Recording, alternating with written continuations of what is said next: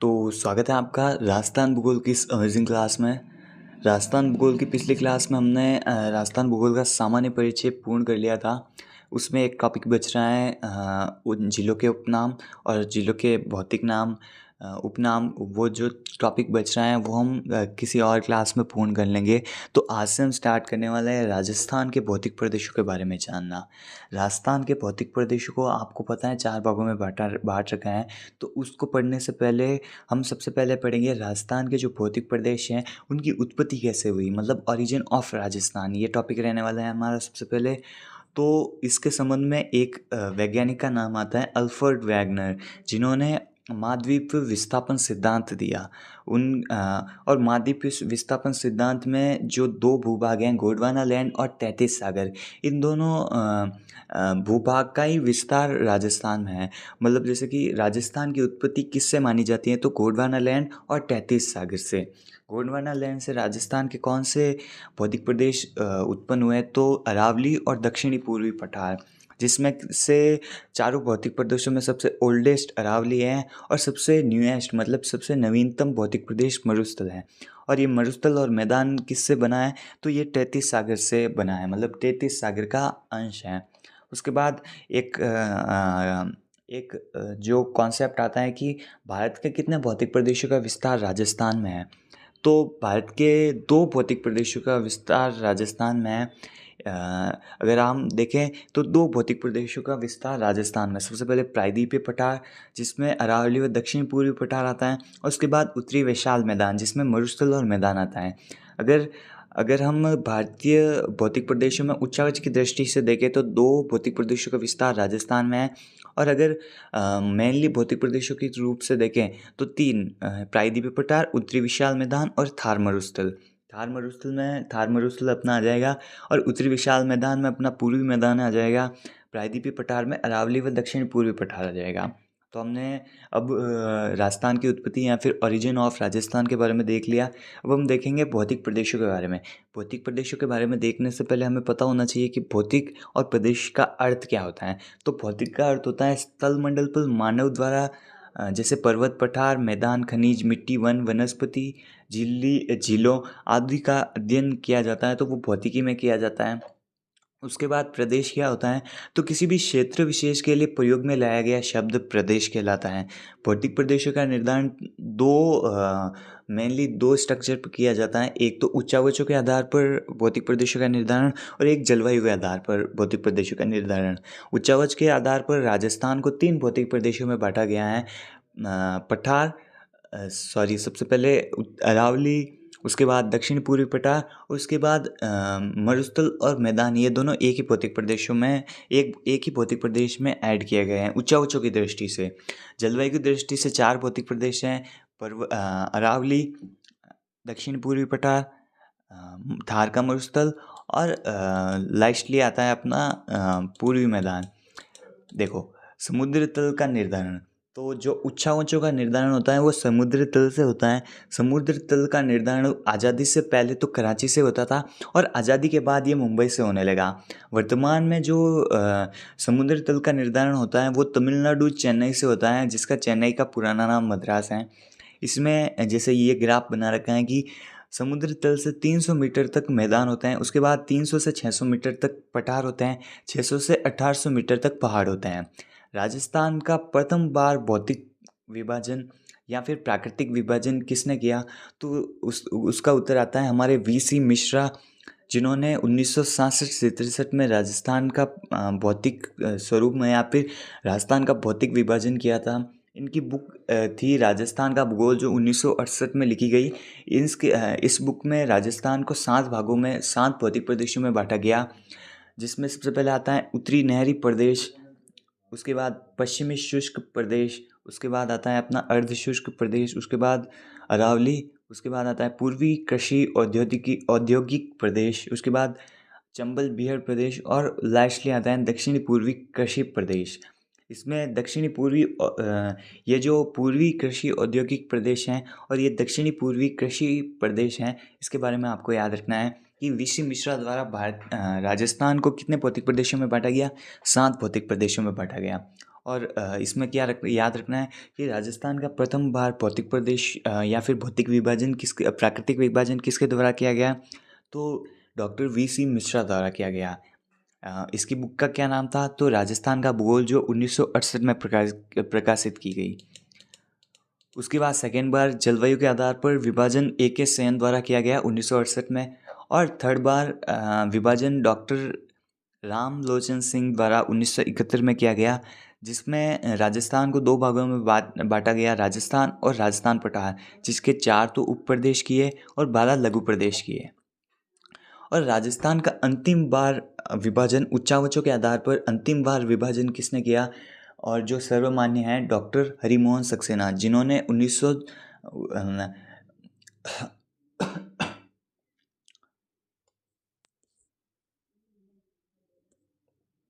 1994 में डॉक्टर हरिमोहन सक्सेना द्वारा राजस्थान का लास्ट बार भौतिक प्रदेशों का विभाजन किया गया। और इनकी बुक क्या थी, तो इनकी बुक थी राजस्थान का प्रादेशिक भूगोल, जिनमें इन्होंने राजस्थान को 4 भागों में बांटा, 4 भौतिक प्रदेशों में बांटा। सबसे पहले उत्तरी पश्चिमी मरुस्थल प्रदेश, उसके बाद मध्यवर्ती अरावली प्रदेश, उसके बाद पूर्वी मैदानी प्रदेश, और लास्ट आता है अपना दक्षिणी पूर्वी पठारी प्रदेश। राजस्थान के भौतिक प्रदेश, ये निर्माण काल और क्षेत्रफल और जनसंख्या के बारे में ये लिस्ट बना रखी है। इससे भी क्वेश्चन पूछे जाते हैं। सबसे पहले भौतिक प्रदेश में आता है अरावली, जो सबसे पुराना भौतिक प्रदेश है या फिर ओल्डेस्ट भौतिक प्रदेश है, जिसका निर्माण काल है प्री कैम्ब्रियन काल, जिसमें कि क्षेत्रफल राजस्थान के कुल क्षेत्रफल का 9% क्षेत्रफल अरावली है। और जनसंख्या के मामले में 10% ये मतलब राजस्थान की 10% जनसंख्या अरावली में निवास करती हैं, जो कि सबसे कम जनसंख्या है भौतिक प्रदेशों में। उसके बाद दक्षिणी पूर्वी पठार, जिसका निर्माण क्रिस्टेशियन काल में हुआ, जिसमें कि राजस्थान का 6.89% क्षेत्रफल आता है, और ये क्षेत्रफल की दृष्टि से राजस्थान का सबसे छोटा भौतिक प्रदेश है, और जिसमें कि राजस्थान की 11% जनसंख्या निवास करती हैं। उसके बाद पूर्वी मैदानी प्रदेश, जो प्लिस्टोशियन काल में इसका निर्माण हुआ, प्लिस्टोशियन काल प्रारंभ में इसका निर्माण हुआ, जिसमें कि क्षेत्रफल की दृष्टि से 23%, राजस्थान का 23% क्षेत्रफल ये रखता है, और जनसंख्या में 39% जनसंख्या इसमें रखती है। इस भौतिक प्रदेश में 39% जनसंख्या निवास करती हैं। ये सर्वाधिक जनघनत्व वाला भौतिक प्रदेश है। उसके बाद हम देखते हैं उत्तरी पश्चिमी मरुस्थलीय प्रदेश, जो कि नवीनतम भौतिक प्रदेश हैं, जो प्लिस्टोशियन काल उत्तर में इसका निर्माण काल है, जो राजस्थान के कुल क्षेत्रफल का 61.11% अपने अंदर रखा है, जो कि ये क्षेत्रफल की दृष्टि से राजस्थान का सबसे बड़ा भौतिक प्रदेश है, जिसमें कि राजस्थान की 40% जनसंख्या निवास करती हैं, और ये जनसंख्या की दृष्टि से भी राजस्थान का सबसे बड़ा भौतिक प्रदेश है। और ये न्यूनतम जनघनत्व, इसी भौतिक प्रदेश में न्यूनतम जनघनत्व है। इसको आप ऐसे भी देख सकते हो, जैसे जनसंख्या में आप अरावली और ये दक्षिणी पूर्वी पठार और पूर्वी मैदान को एक साथ रखें तो 50 आ जाएगा, और उत्तरी पश्चिमी मरुस्थल प्रदेश और अरावली को एक साथ रखें तो 50 आ जाएगा। तो आप 50-50 में डिवाइड कर सकते हो, इसे ऐसे भी याद कर सकते हो। उसके बाद हम देखते हैं राजस्थान के भौतिक प्रदेश। राजस्थान के भौतिक प्रदेशों को हमने देख लिया था। हरिमोहन सक्सेना द्वारा 4 भौतिक प्रदेशों में बांटा गया, मरुस्थल, अरावली, पूर्वी मैदान और दक्षिणी पूर्वी पठार।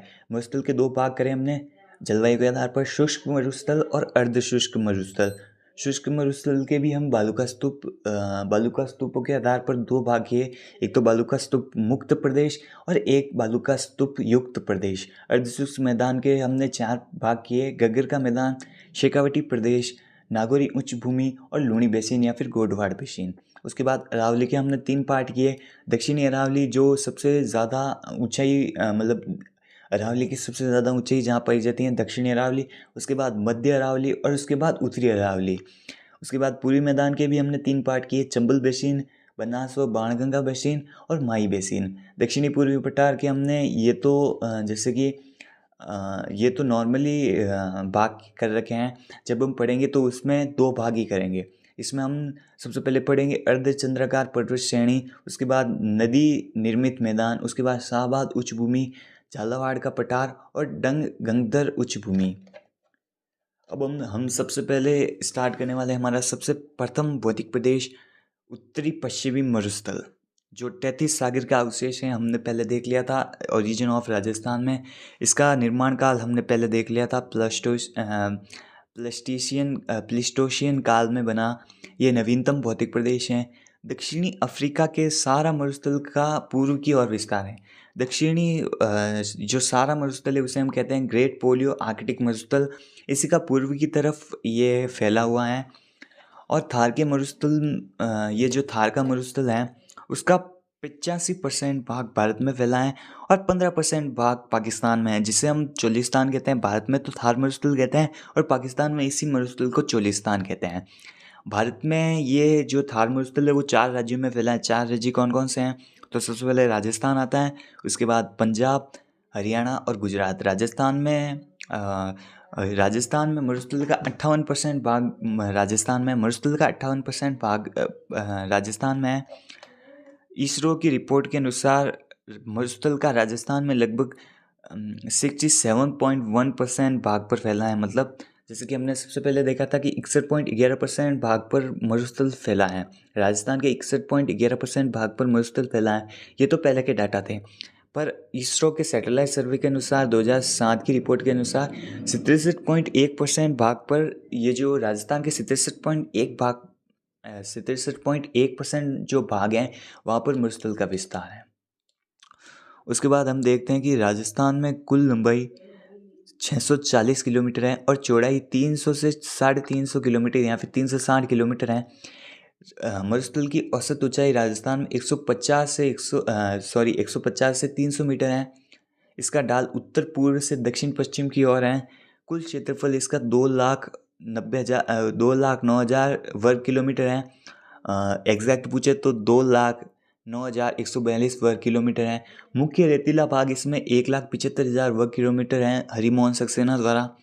राजस्थान के कुल क्षेत्रफल में हमने देख लिया था 61.11% भाग पर फैला है, जिसमें 40% जनसंख्या निवास करती हैं। ये 16 जिलों में फैला है। 16 जिले कौन कौन से हैं? तो सबसे पहले आता है जैसलमेर, बीकानेर, जोधपुर, बाड़मेर, गंगानगर, हनुमानगढ़, फलोदी, बालोतरा और ये जिले तो पूर्ण मरुस्थलीय जिले हैं। उसके बाद पाली, नागौर, डीडवाना, कुचामन, जालोर, ब्यावर, चूरू, झुंझुनू, सीकर ये आर्द्र मरुस्थल में आते हैं। औसत वर्षा अगर हमें पूछे तो 0 से 50 सेंटीमीटर है।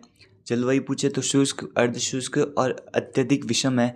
वनस्पति पूछे तो मरुद्भिद या फिर जीरोफाइट्स प्रकार की या फिर स्टेपी प्रकार की वनस्पति यहाँ पर पाई जाती हैं।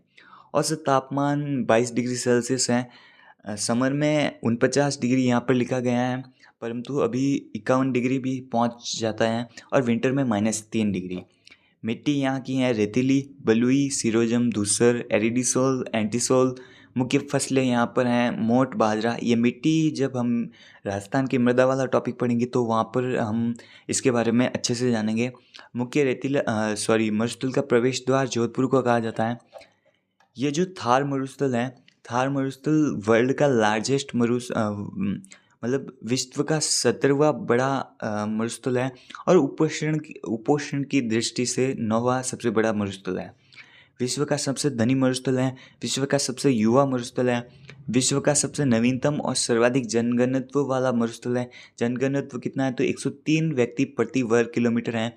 वर्ल्ड में सर्वाधिक जैव विविधता या फिर बायोडाइवर्सिटी वाला मरुस्थल है। इंडिया में कुल 142 डेजर्ट ब्लॉक हैं, जिसमें से 85 राजस्थान में है। भारत में मानसून को आकर्षित करता है ये मरुस्थल। राजस्थान में सर्वाधिक औषधि व अधात्विक खनिजों का भंडारण इस थार मरुस्थल में पाया जाता है। सर्वाधिक जीवाश्म ईंधन भी यहाँ पर पाया जाता है। डॉक्टर ईश्वरी प्रसाद ने इसे रक्ष क्षेत्र या फिर रुक्ष क्षेत्र कहा था। वर्ल्ड का पावर हाउस थार के मरुस्थल में सर्वाधिक सौर ऊर्जा की जो संभावना पाई जाती है। ये जो जैसलमेर, बालोतरा और फलोदी के बीच का जो एरिया आता है वहाँ पर सर्वाधिक सौर ऊर्जा की संभावना पाई जाती है। और यहाँ पर ही एक सोलर पार्क स्थापित किया गया, भरला सोलर पार्क, जो फलोदी में स्थित है। ये एशिया का बिगेस्ट या फिर एशिया का सबसे बड़ा सोलर पार्क है, जो 2245 मेगावाट बिजली उत्पन्न करता है। मतलब 2245 मेगावाट बिजली ये पहला सोलर पार्क उत्पन्न करता है, जो स्थित कहाँ है, तो फलोदी में स्थित है, जो कि एशिया का बिगेस्ट सोलर पार्क है। मरुस्थल का वर्गीकरण दो भागों में करते हैं, शुष्क मरुस्थल और अर्ध शुष्क मरुस्थल। तो हम कल की क्लास में जो ये अर्ध शुष्क मरुस्थल है, जो 25 सेंटीमीटर समवर्षा रेखा, ये जो मरुस्थल को दो भागों में बांटती है, एक तो शुष्क मरुस्थल और एक अर्ध शुष्क मरुस्थल। अरावली जो है 50 सेंटीमीटर वर्षा रेखा और अरावली राजस्थान को दो भागों में बांटती हैं। यहाँ तक आपको याद रखना है। मरुस्थल का वर्गीकरण हम दो भागों में करते हैं, एक तो शुष्क मरुस्थल और एक अर्ध शुष्क मरुस्थल। इसका आधार क्या है, तो इसका आधार वर्षा है। शुष्क मरुस्थल को हम दो भागों में बांटते हैं, बालू का स्तूप युक्त प्रदेश और बालू का स्तूप मुक्त प्रदेश। युक्त प्रदेश तो 58.50% भाग पर है और बाकी बचा 41.50% भाग मुक्त प्रदेश है। अर्धशुष्क मरुस्थल को हमने चार भागों में बांटा, घग्गर बेसिन, शेखावटी तोरावटी बेसिन, नागौर उच्च भूमि और गोडवार या फिर लूणी बेसिन। तो इनके बारे में हम कल की क्लास में स्टार्ट करेंगे, शुष्क मरुस्थल के बारे में पढ़ना। तो आज के लिए बस इतना ही। अगर आपको नोट्स और ये क्लासें अच्छी लगी तो वीडियो को लाइक कर दीजिएगा और चैनल को सब्सक्राइब कर दीजिएगा। ये क्लासें आपके सभी कॉम्पिटिटिव एग्ज़ाम के लिए या फिर रिवीजन के लिए भी बेनिफिशियल रहने वाली हैं, क्योंकि ये शॉर्ट नोट्स हैं। तो हम मिलेंगे इसकी नेक्स्ट क्लास में, तब तक के लिए बाय। ओके।